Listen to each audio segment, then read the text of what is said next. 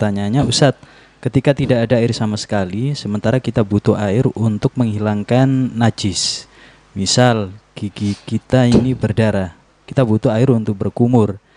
Nah, kemudian kalau nggak ada seperti apa, dan kalau seandainya tetap dan kita sudah waktunya sholat, apakah kita wajib untuk mengqodoi sholat kita dalam keadaan seperti itu? Terima kasih.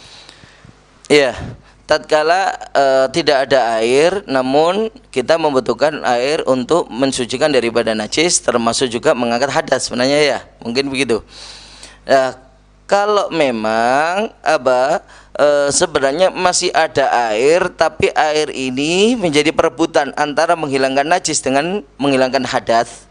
Kalau dipakai mensucikan najis nggak bisa wudhu, kalau dipakai untuk wudhu nggak bisa mensucikan najis. Nah, ini bagaimana? Wajib dengan menggunakan untuk mensucikan najis. Kenapa? Karena mensucikan najis itu nggak ada pengganti, harus didahulukan. Tapi untuk wudhu masih ada pengganti. Dengan cara apa? Tayamum.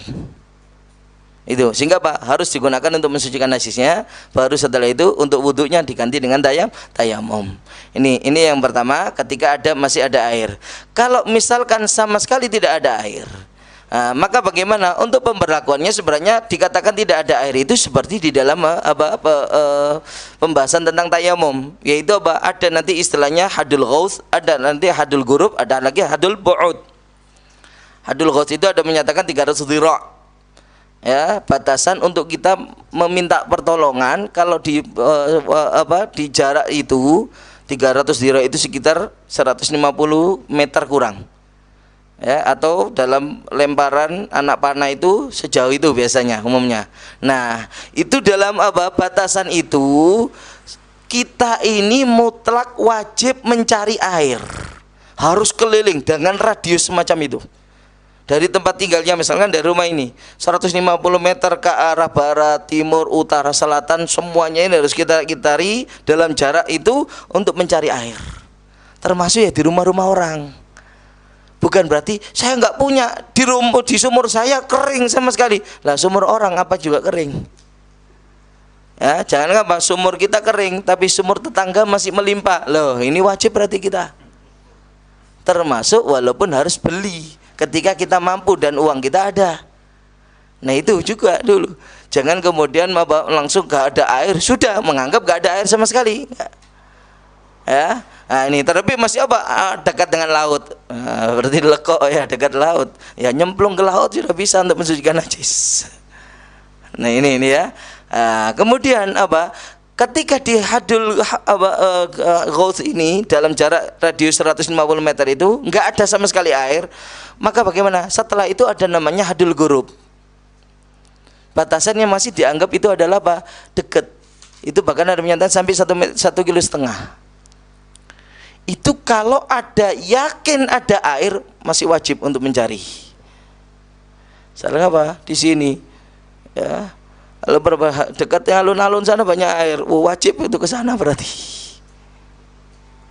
Kalau yakin tidak bisa untuk kita nggak ada air sudah untuk ini, nggak sah sama sekali, harus mencari. Nah, kalau di luar batas itu, kalau nggak yakin masih ragu, nggak perlu mencari sampai kepada selebih dari 150 meter kita nggak perlu untuk mencari. Kalau masih ragu, kalau yakin wajib. Kalau yakin wajib. Nah, ada lagi hadul bu'ud, lebih daripada hadul gurub tadi, ya, lebih dari radius itu. Nah, ini walaupun yakin kita nggak wajib.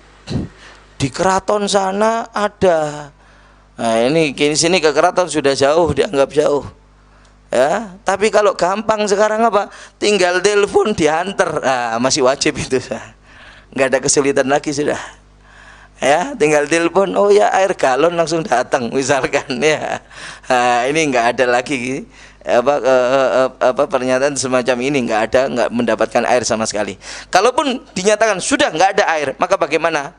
Berarti dia tetap wajib untuk tayamum. Ya, ini benarnya ada khilaf antara Imam Romli dan Ibn Hajar. Ibn Hajar mewajibkan tetap untuk tayamum, kemudian sholat, tapi nanti wajib qadha. Imam Romli menyatakan nggak perlu tayamum juga, karena tayamum kalau ada najis nggak sah tayamumnya. Sehingga sholatnya li hurmatil waqti. Enggak perlu tayamum, tetap dia dalam keadaan najis itu, kemudian sholat dan sholat nantinya sama-sama sebenarnya sepakat sama-sama wajib qadha. Tapi apa masih tetap wajib tayamum atau tidak? Nah, itu khilaf antara Ibn Hajar dan Imam Romli. Ibn Hajar menyatakan tetap wajib untuk dia bertayamum dulu walaupun dalam keadaan najis. Imam Romli tidak. Ya, nah ini kecuali kalau najisnya dima'fu.